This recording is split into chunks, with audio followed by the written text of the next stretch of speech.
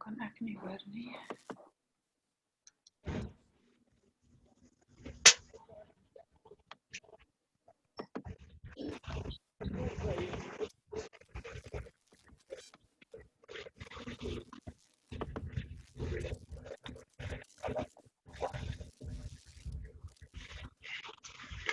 Okay, good evening, everybody. My name is Cheryl, and I would like to welcome you all to the Changes Rehab Family and Loved Ones online support group. With the COVID-19 pandemic, change is happening all around us. Changes Family and Loved Ones support group is no different. In order to keep our patients and their families safe, we've moved to an online platform. This will continue for the foreseeable future. This meeting will take place on Tuesdays at 6 p.m. South African time. It will run for an hour, and I'm just admitting guys as we speak.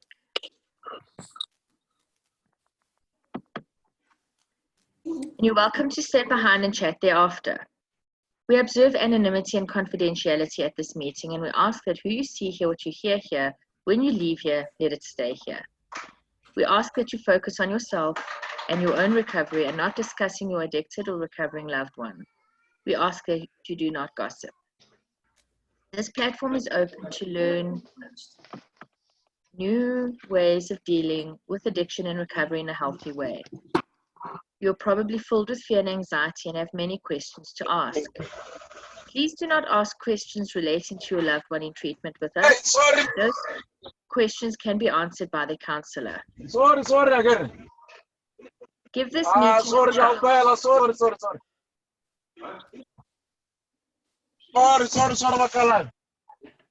We may not answer all your questions at once, but you will find that with regular attendance, you will understand more and discover that there is hope to live in recovery from active addiction. You may hear laughter, you may see our tears. This is where we are just for today. We have found that living with addiction is frightening, and yet in time we could eventually understand and accept this disease. We are here for ourselves, for our own recovery, sometimes irrespective of whether our loved one is in recovery or not.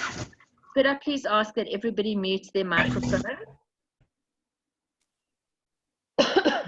Thank you. As addiction is a lengthy process, so too is recovery. We are unable to offer a quick fix or a miraculous solution. If you like us, we needed to commit to our own recovery process and keep coming back in order for us to find these solutions. We are unable to take responsibility for any decisions you make.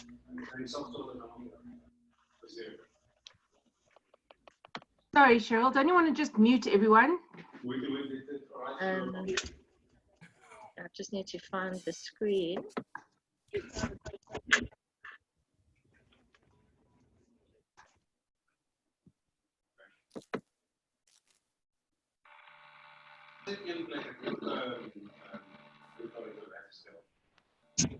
It's hard to do it while I'm reading, Kate.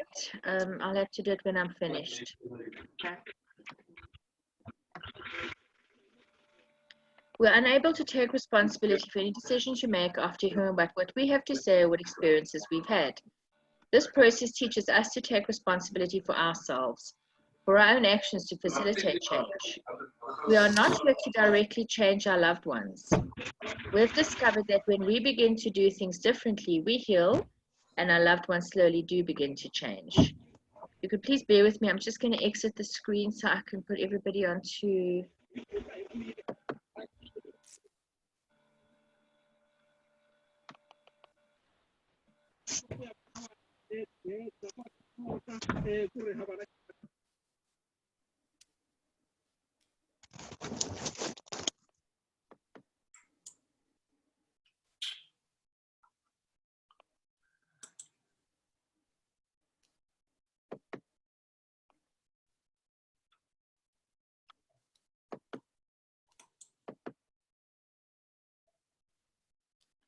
Most of this group's members are here because they see the value in their own healing and their own process of change. We've learned to stop blaming, to get honest, and to start communicating in an open, non-violent, non-threatening way. We truly understand what you're going through, and we're here to listen and to share. Please do the same. You should find that if you're prepared to listen, you may get some new ideas that will precipitate change. We ask that you refrain from all verbal, physical, and emotional abuse with your loved ones. We know that living with addiction is chaotic, but there's no healing if abuse continues from any party. Fundamentally, you're here to change yourselves and stop behaviors that are no longer working for you. These are the only requirements to be part of this group. Confidentiality. We ask that if you've had any alcohol or drugs within the last 12 hours, kindly do not speak on this meeting platform. We believe it might be the chemicals talking and not you. Each meeting, the host will do a presentation, and you're welcome to be present with or without your video on. We will allow space for questions before we close. Please raise your hand if you would like to speak. We will limit this to 2 minutes per person. For longer chats, please use the chat room. We will answer questions pertaining to the topic shared on each meeting. We will now commence with our meeting, and we hope that you will get some new ideas to help you deal with your loved one's addiction. Okay, tonight the topic is going to be the Biopsychosocial Model as an etiological approach of addiction. Ereen is going to do the presentation. So Ereen, if you are online, please unmute yourself and take over. If you'd like me to stop sharing, please let me know. Ereen's on. Ereen, you need to join with your audio.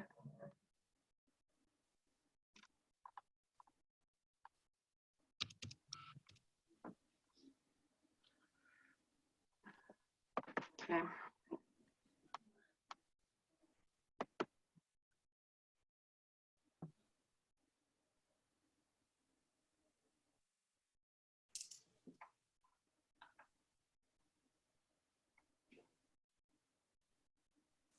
Is Ereen still battling, Kate? She's on, but her audio is not working.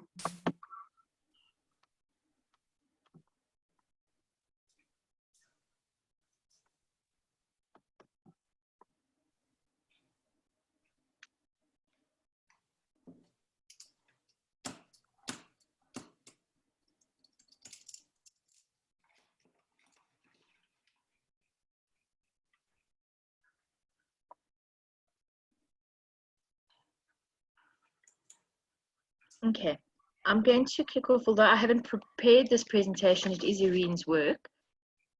I'm going to explain from a Changes Treatment Center's perspective the biopsychosocial model, and as soon as Ereen is online and ready to go, then I'm sure she'll take over. So often how I describe the biopsychosocial model is as a triangle of mind, body, and soul. So body, soul, body, mind, and soul. So when somebody comes into treatment, we have to, more often than not, have to do a detox. And when they do the detox, we need to use a medical model to help them through withdrawals. This will vary from person to person and substance to substance. And once they're off the substance, that's when the psychiatrists take over and they start ascertaining through assessments and diagnoses if there's an underlying psychiatric or organic condition or disorder. We put our clients onto appropriate mood stabilizing and psychiatric medication to assist them in the journey of recovery.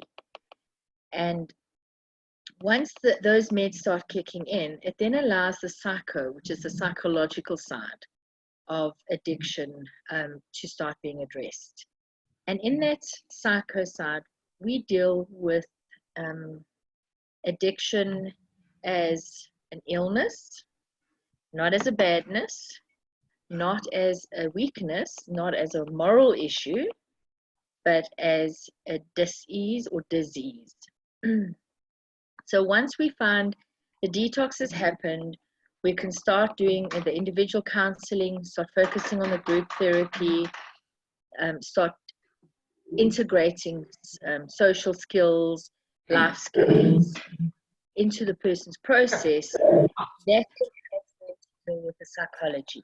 And I often say to our clients, we don't have enough time. 3 weeks is often not enough time in treatment to address a person's whole lifespan of psychological struggles or issues. So very often we deal with the addiction as the primary illness. And all our patients need to start working on step 1, and they need to start writing their life story and presenting their 60 stories. Whilst they're doing that in the group therapy that they are experiencing, they then learn how their behavior affected their society and how they view themselves in society. So if we look at the Biopsychosocial Triangle and we say, okay, your body became dependent on the substance. Your mind was definitely dependent on the substance because you wanted to use the substance in order to escape, keep your mind quiet, deal with underlying anxieties, etc. The social is sometimes we've got to teach them how to behave. We often find in treatment their behavior becomes quite toxic or inappropriate. And it starts by saying please and thank you. We ask people that they use their full names, that they behave in the microcosm of society, which is what the treatment center represents. And we often find that however they behaved at home or at work with their families, we get to see that behavior back in treatment. And the program is designed, and the treatment program is designed to start addressing that. So very often people ask us, why do they have to do chores? And we say, well, because they didn't do those chores at home.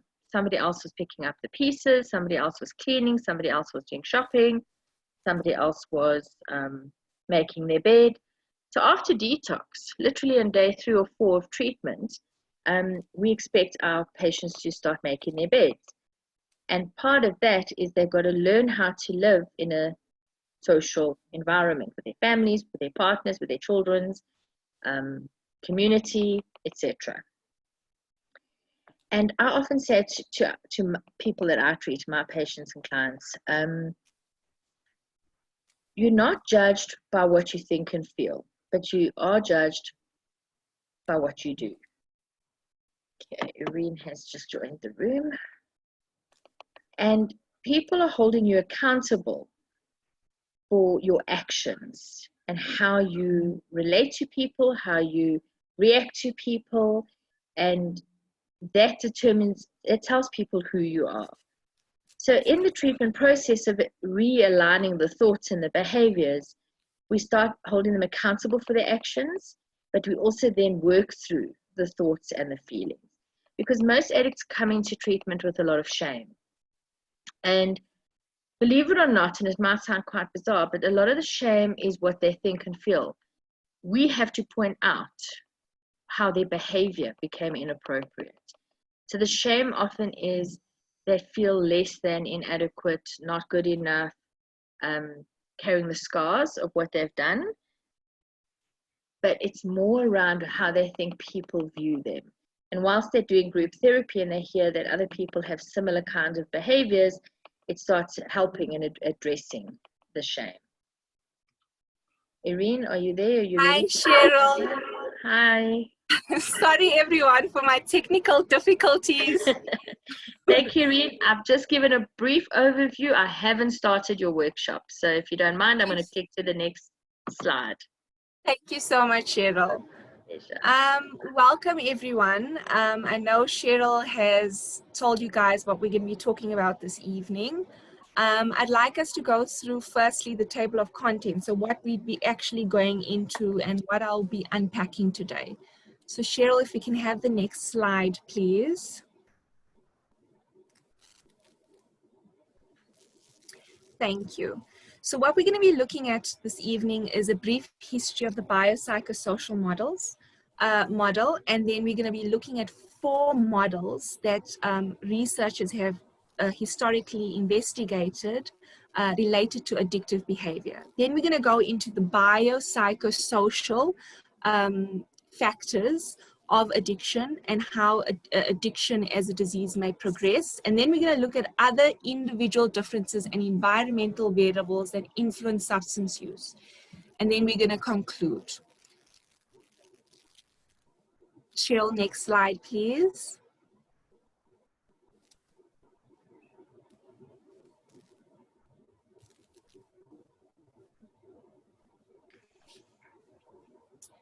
Thank you. So the brief history. So let's start at what is the biopsychosocial model? The biopsychosocial model of addiction postulates that biological/genetic, psychological, and sociocultural factors contribute to substance use, and all must be taken into consideration in prevention and treatment efforts. So the biopsychosocial model emerged in response to the criticisms of the biomedical model, which has historically dominated the fields of addiction studies.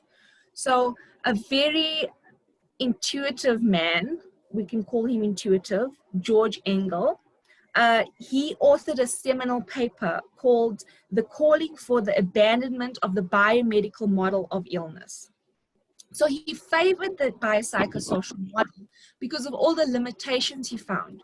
So some of the limitations he found was that how come some people historically have a genetic predisposition to substance usage and they don't develop addictive substance dependence disorders, and why some people who historically don't have genetic predisposition or the biological makeup do develop substance use disorders. So George said that let's look at the disease of addiction or substance dependence as a holistic pathology.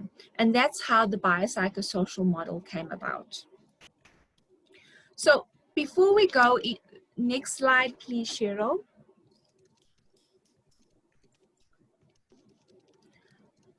So we just need one up. Thank you. So when we think about the models of addiction, so these are the models that were investigated before the biopsychosocial model. And there's one model that is actually very similar to the biopsychosocial model that we'll get to. So as you can see by the names, for example, the model model postulates that people who suffer from problems of addiction are responsible for both acquiring and solving the problem.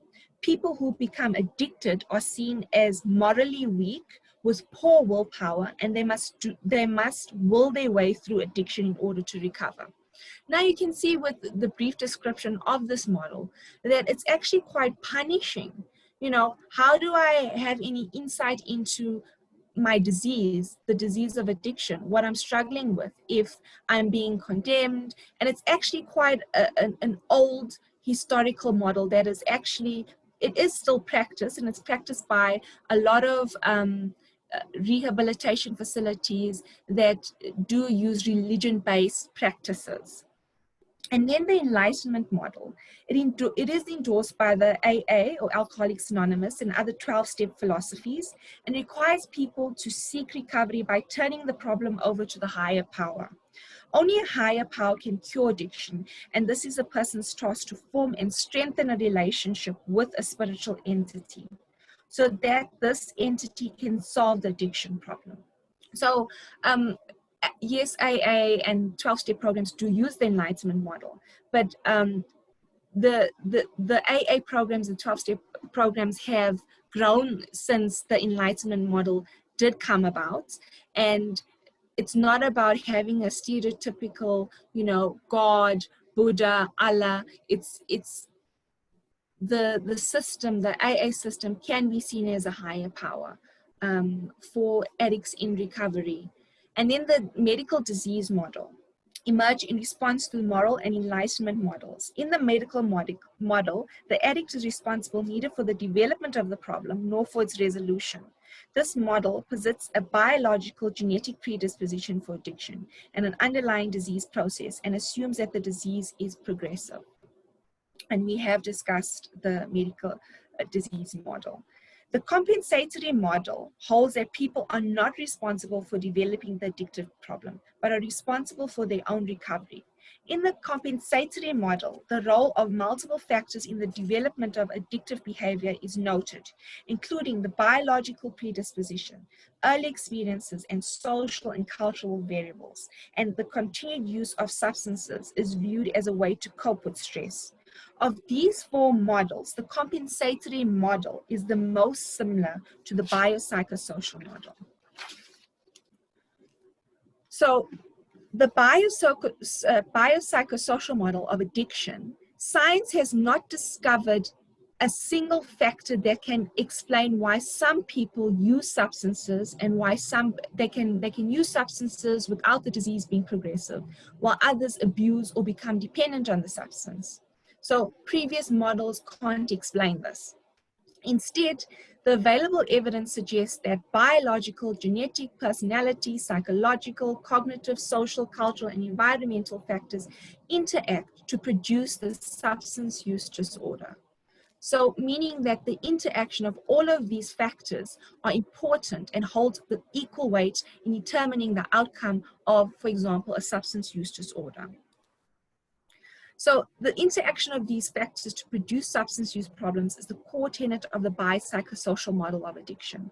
This model is a way to understand and explain the problem of addiction and therefore also prevent and treat addiction.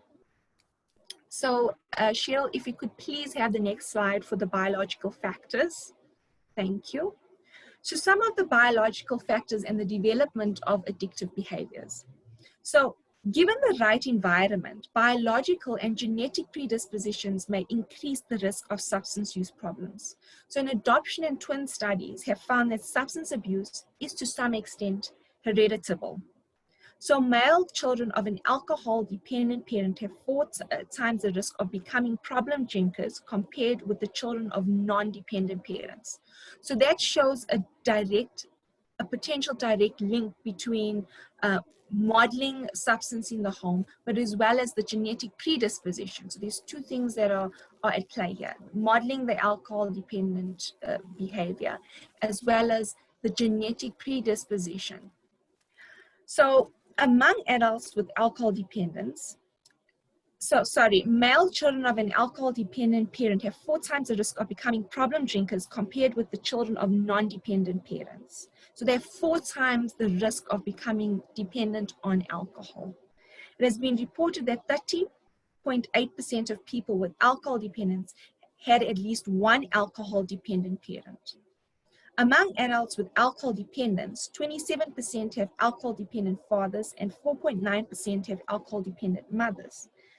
This also speaks to the difference in the genders, male and female, is that there's a higher rate of substance usage among women as there is to men, compared with alcohol dependence among 5.2% of fathers and 1.2% of mothers of people without alcohol dependence.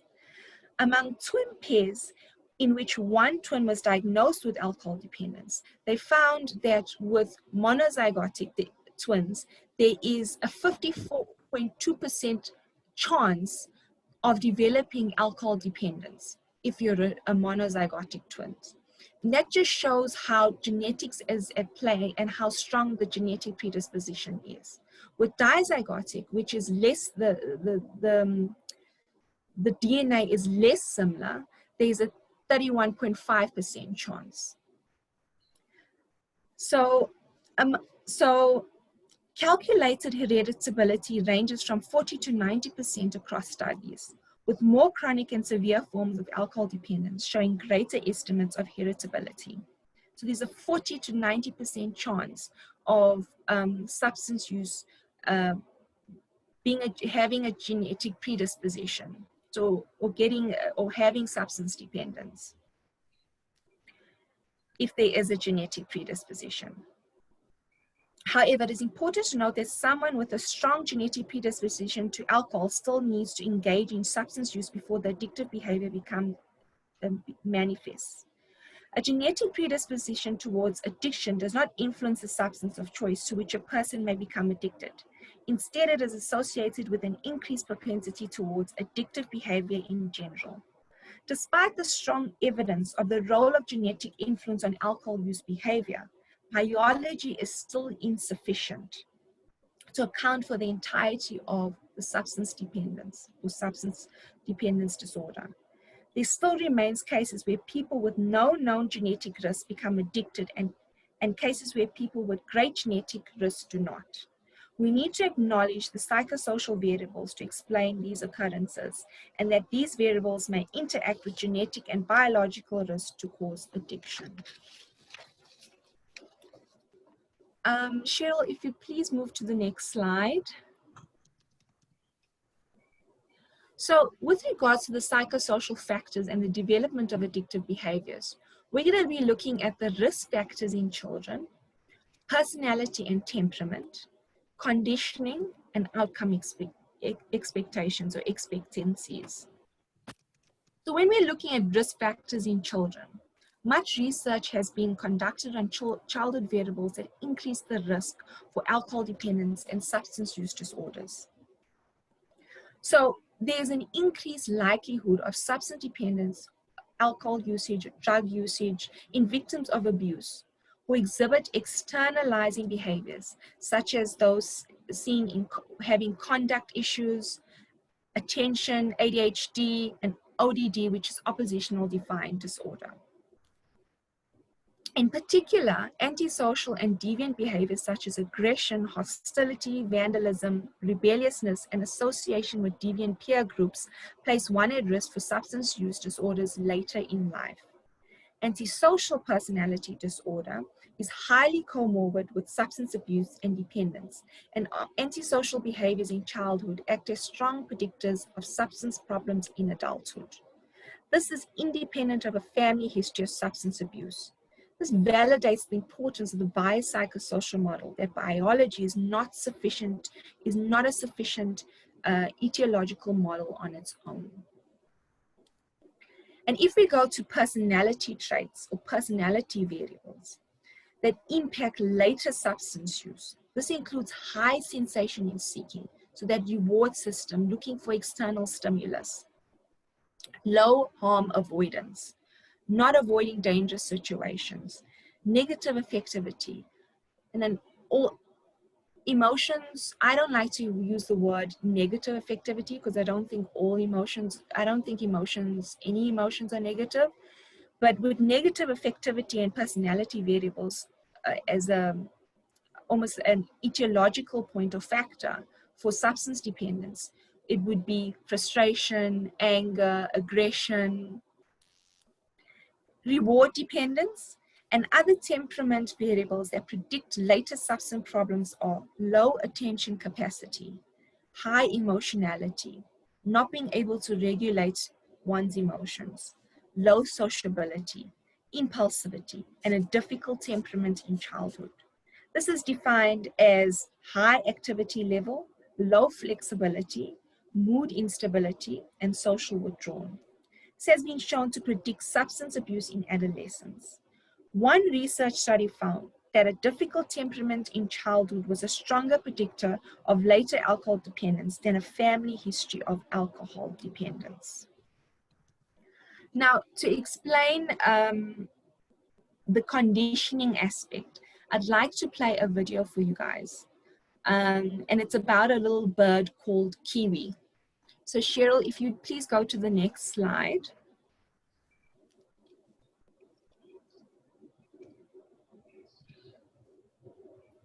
And just press play, bottom.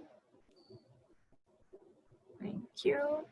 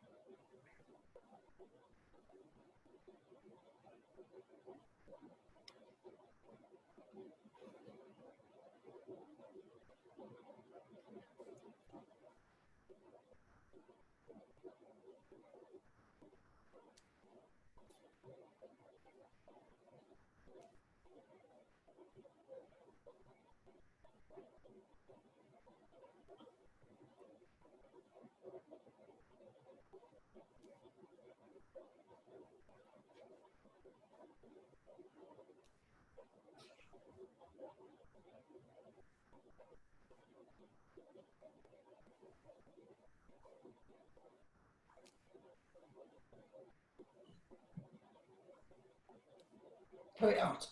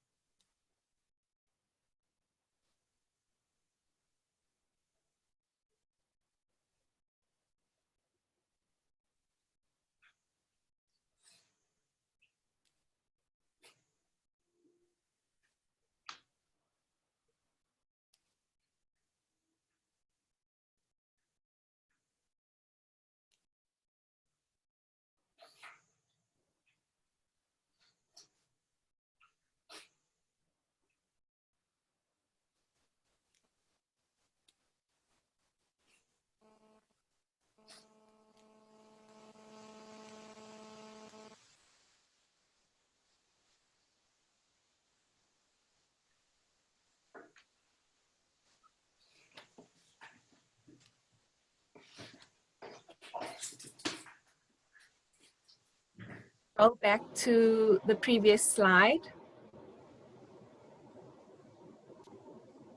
Thank you. So little Kiwi presents with it shows us a conditioned response. So little Kiwi identified, little bird, identified or remembered his first high. And now I'm not saying this happens to all addicts where they use because they remember their first high, but it does happen to a lot of addicts. So little Kiwi followed the stimulus because he remembered and he was conditioned to associate the feelings that he had with that first high. And I mean, it's a cute little video, and it usually has a cute little sound, music to go with it, but there seems to be something wrong with the audio.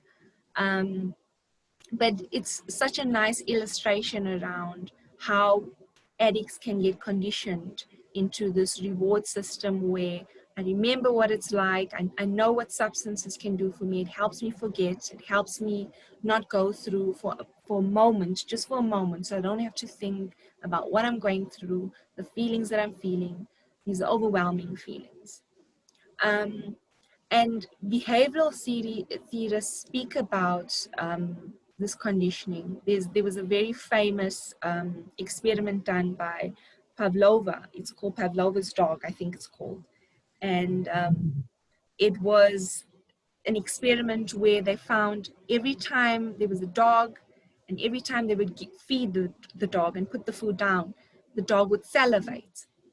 So what they did, and they had the idea that, well, okay, maybe I can make a stimulus that is not conditioned, or a stimulus that has no relation to the dog food. I can make it a conditioned stimulus. So meaning if they would attach a bell with the food, and so what they would do is they put the food down. Before they put the food down, they would ring a bell and there would be no response from the dog.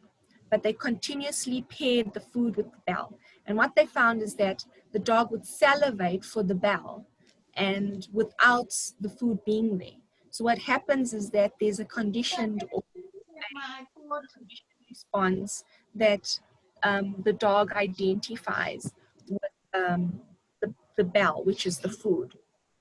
And that's the same with addiction, and that's why we're so firm in, saying to our patients and our clients that be aware of people, places, and things that are not, that could be neutral and not related to your using, but for you it means something. So that would be conditioning. And then outcome expectancies.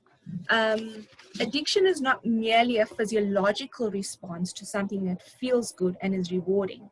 It is influenced strongly by the labeling, interpretation, and meaning that a person associates to substance. Outcome expectancies are conditioned cognitions. It is a person's beliefs about the effects of using alcohol or another substance will bring about. You'll find that with your own loved ones who develop substance use problems, they may report that when they use, they avoid or escape negative emotions or real life events that they just don't want to go through. Thank you, Cheryl. If you could please go 2 slides, so skip the video onto the 10th slide.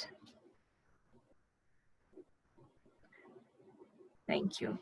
Thanks, Cheryl. So social influences on substance use. So there are a lot more in terms of social influences, but I've identified 3 main ones, and I thought that it might be applicable to our audience, which is families, peers, spouses, and intimate partners.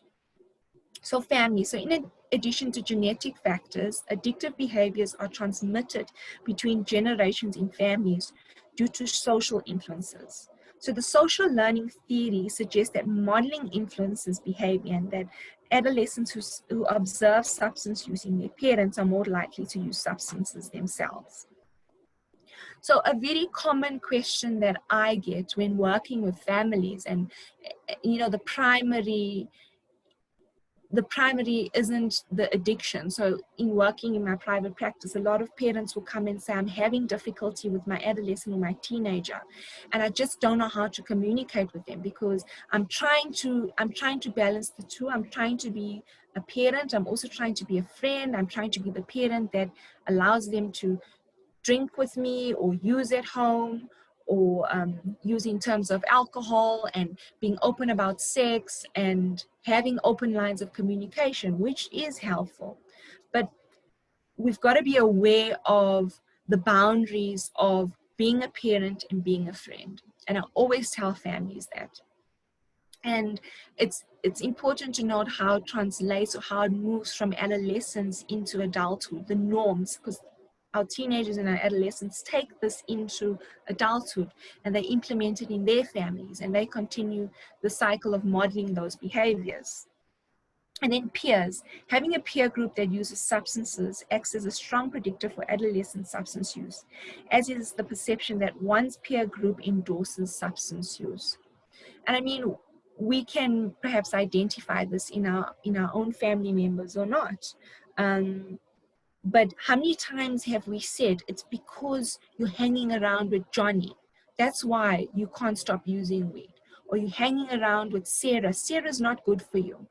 And, perhaps early on in our processes with our family members who are struggling with substance usage. We might externalize the blame, but we know better in terms of you know, our family member taking responsibility in this and treatment being their process.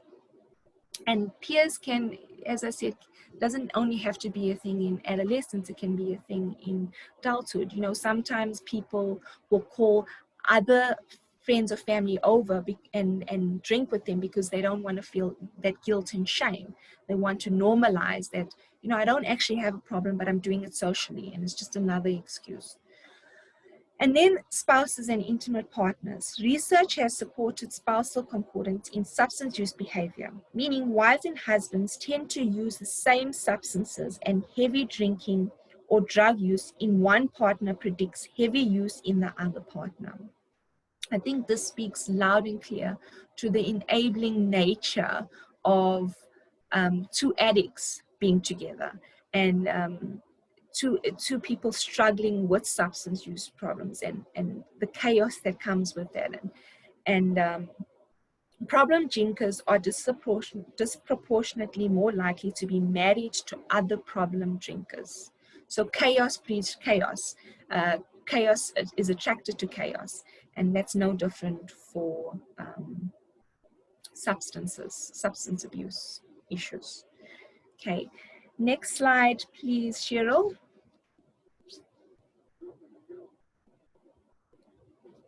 Okay, so now we're on to other individual differences and environmental variables that influence substance use. That's ethnicity. I mean, ethnicity, we form part of a multicultural society, and the percentages of individuals who, so between the races, the percentage of using differs from race to race. I had a lovely table with all of the percentages and the different provinces of the different substances and the correlation between the three.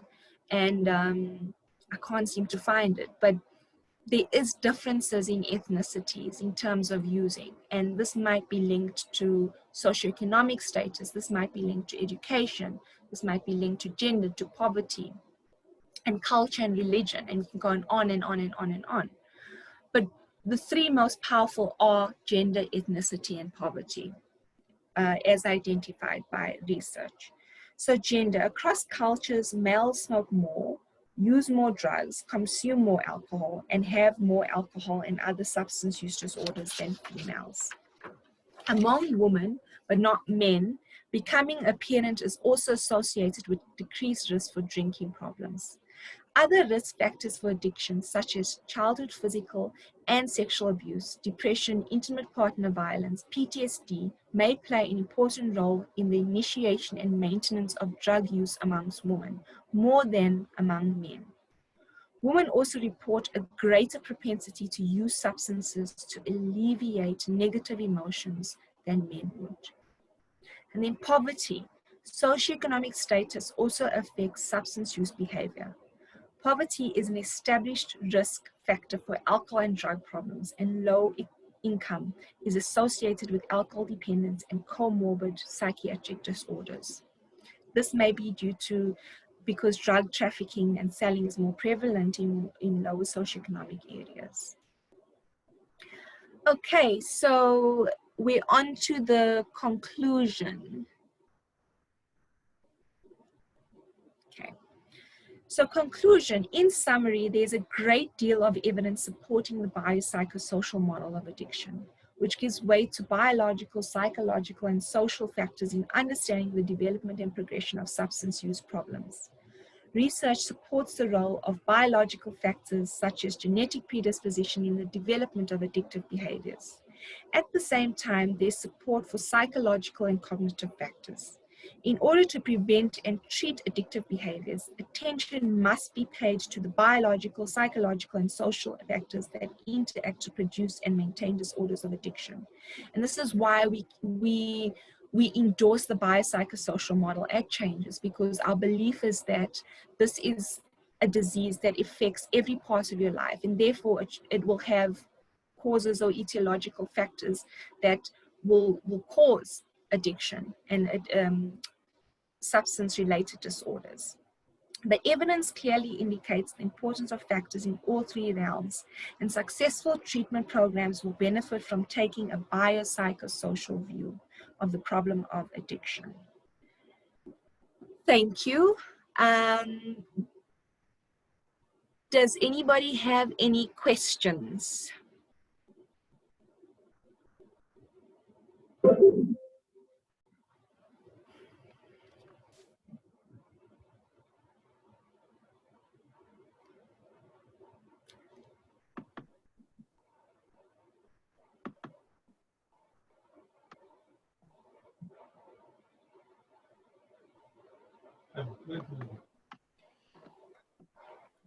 Thanks, Ereen. While we're waiting for everybody to gather themselves and gather thoughts and questions, just going back to that little video. It's one of the most powerful, clearly depicted examples of what addiction actually is.